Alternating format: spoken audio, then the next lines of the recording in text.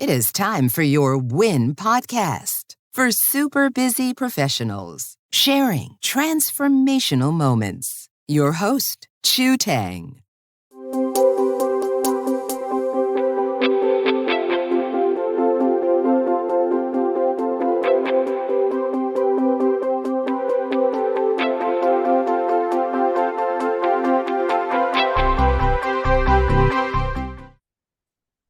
Hi, everyone. Welcome back to your Win podcast. Today I have my special guest with me, Wendy. Welcome, Wendy.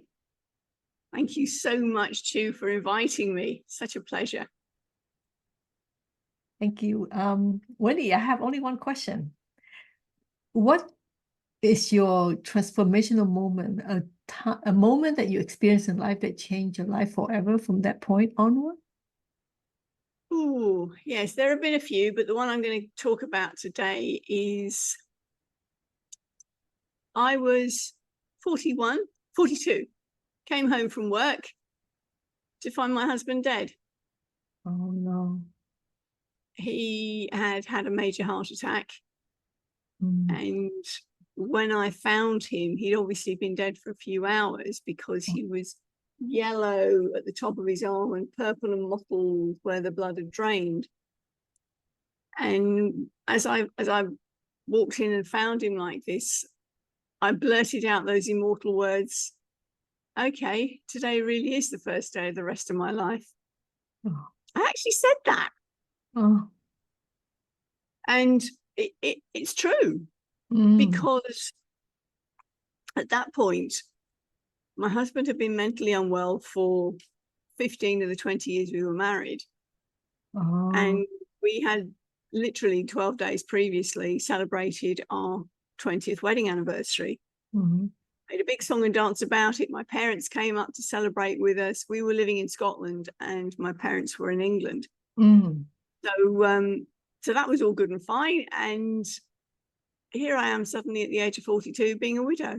Oh my God. Now what? Because at that point, I had literally only in my entire life spent a couple of nights alone. Oh, wow.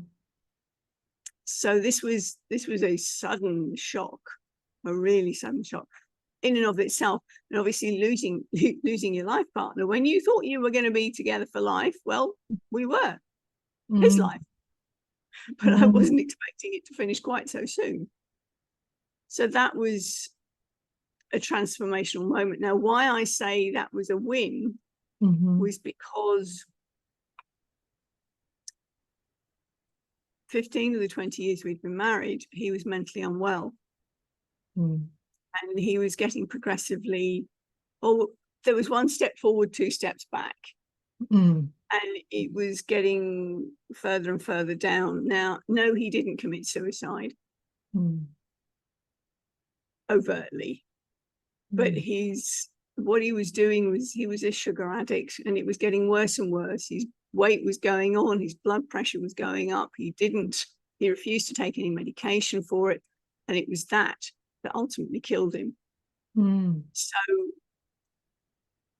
he checked out and I felt relief.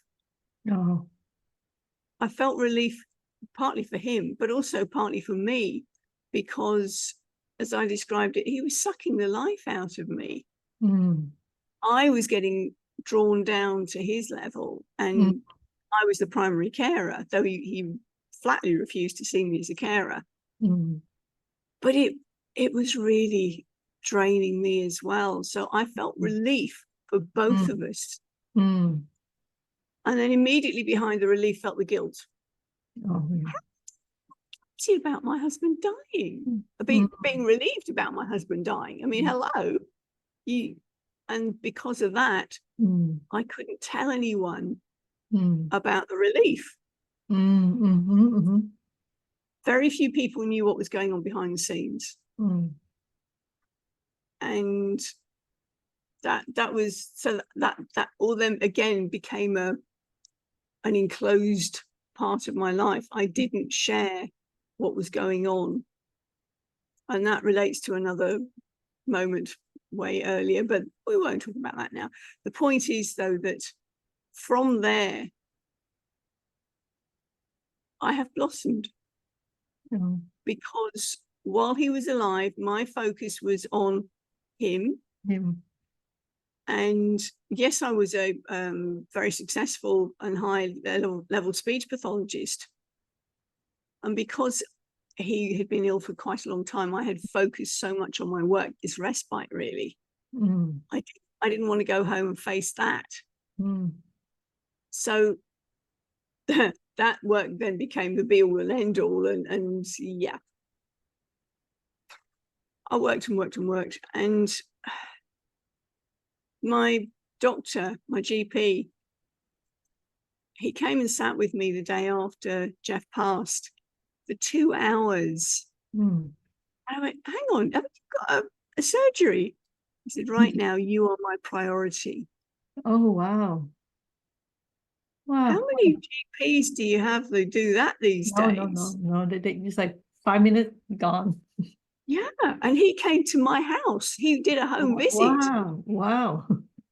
And he's saying things like, have you got a joint bank account? Yes. Go get some cash out of it immediately. Have you told the bank? Well, no, not yet. Go get cash out, because you might find that they close your account. They put a stop on your account. Oh. And you won't be able to access any money. Wow. How did you as a doctor know that?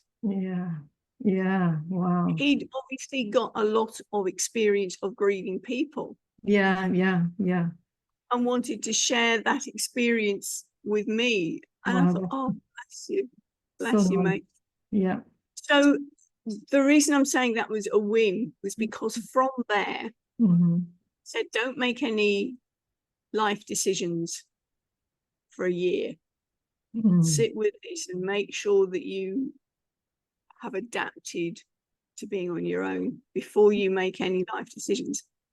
So I did that. And after that, I ended up going to Australia on a visit. Okay. He had family in Australia. And it was a visit that we'd always planned and never got round to. And when I was there, I loved it. So that was the first vacation? Was it the first? Yeah. Okay. It was. And so I was there for just about a month. And going to various different places. And I had to catch myself going, I could live here. Yes, but what you're experiencing at the moment is holiday, vacation. It's not real life. No, that's fair point. Anyway, I got back. It was in October, and every which way I turned, Australia was calling. So I decided, okay, let's give this a shot. So I actually, this was a real point of faith, because I felt God was leading me to go to Australia to put in my resignation at the end of the year. That was the December 2012. I didn't get a job until September 2013 and didn't end up going actually out to Australia and starting work until December. But that lag time was to clear the house. Oh, okay. Because I had inherited father-in-law, mother-in-law, brother-in-law, and husband's stuff. I'd lost all 4 of them in the space of 10 years. Oh. They were all hoarders. Oh. So it took that amount of time to clear the house. Wow. When the call came, off I went. So yeah, it was a win moment, although at the time it did not feel like it, I'll be absolutely honest. Yeah. So if Jeff had, to continue with that, if Jeff had still been alive, I'd still be in Scotland. I wouldn't have had the adventure that was 10 years in Australia, and now I'm in Malaysia. And you won't be talking to me? I wouldn't.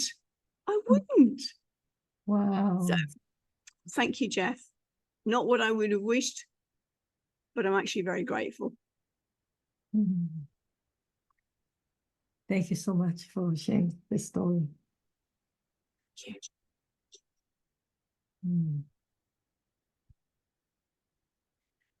If you guys like this episode, come back, and until then, stay happy and hopeful.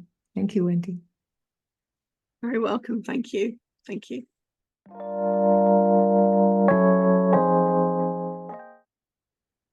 Wow, that was heavy. It was, wasn't it? Sorry about that. No. I'm very grateful that you shared that. I mean, a lot of us lost some loved one, and it's always very hard to talk about it. And when you mentioned about the guilt, yes, I had that too. It took me 10 years to get rid of my guilt from my grandma's passing. So yeah. Anyway, do you have a role model in your life? Well, that's an interesting one. Different people, but if you're referring to speakers, because I work with speakers, and as you see, your words have power is my thing. And I think the person that I really like to listen to and watch is Les Brown. Now, if your audience don't know Les Brown, he's an inspirational speaker, has been at it for years, and his story is phenomenal.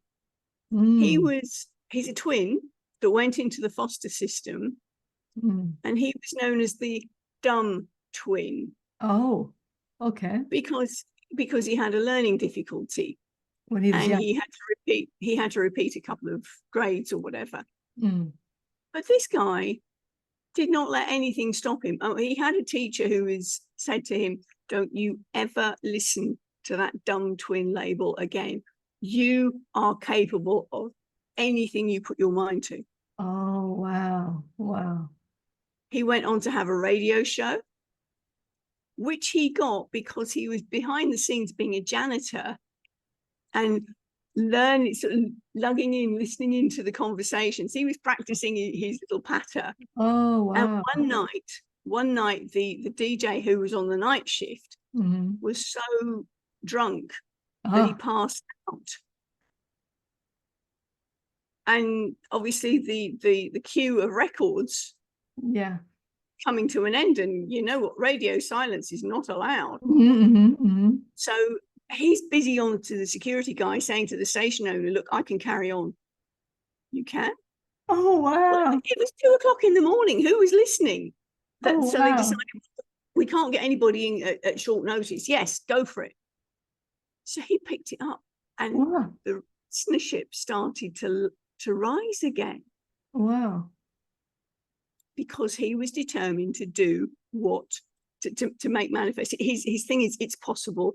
I'm hungry.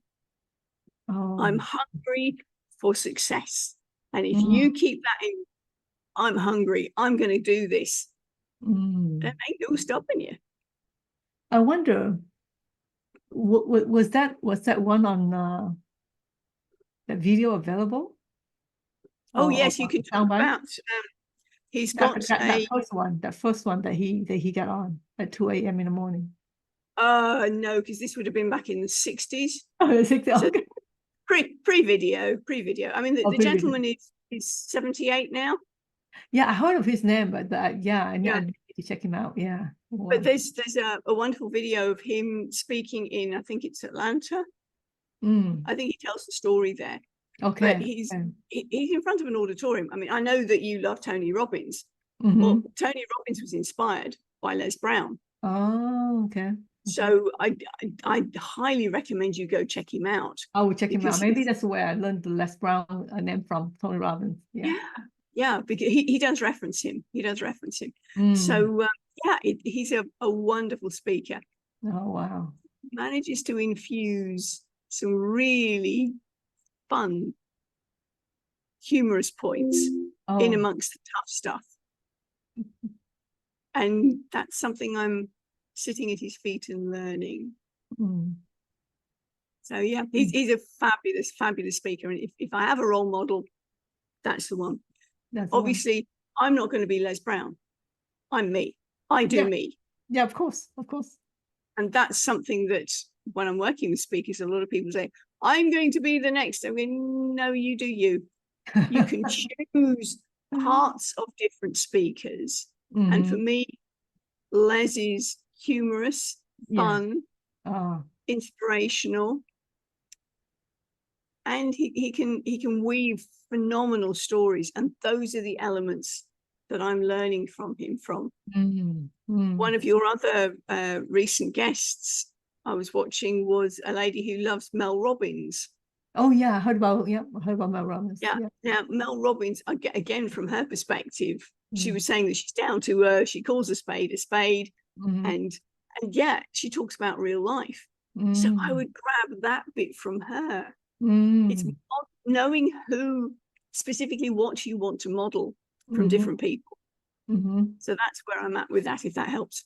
Yeah, definitely. I like Tom Robbins, especially. He wrote a book called Life Force, and he talked about the stem cell, talk about the health and how we should control our own health and not put it in the hand of the doctor. I was like, oh my God, totally resonate with that. Yes, of course you do. Yes. Wow, this been Have you seen Tony Robbins live? No, that's my on my bucket list. His UPW is phenomenal, as far as I can hear. His Unleash Your Power Within. Yep, I attended twice on virtual, and I'm sure in person is going to be completely different. So one of these days I'll go attend it in person. Yeah. No, I like you. I've done the virtual version. Oh, okay. I didn't break the wood though. I was too chicken out. I didn't get that far. I didn't have any wood to hand. Oh, okay. They actually sent me a piece of wood, but I was just like, oh, but if I were attending live, I would have, So I still keep my wood, keep my writing. Good for you. Wow. Thank you so much for your time today. Yeah. Thank you too. Really appreciate you, love. Yeah, thank you. Thanks for listening. If you enjoyed this episode, please subscribe and share. See you soon at Your Win Podcast.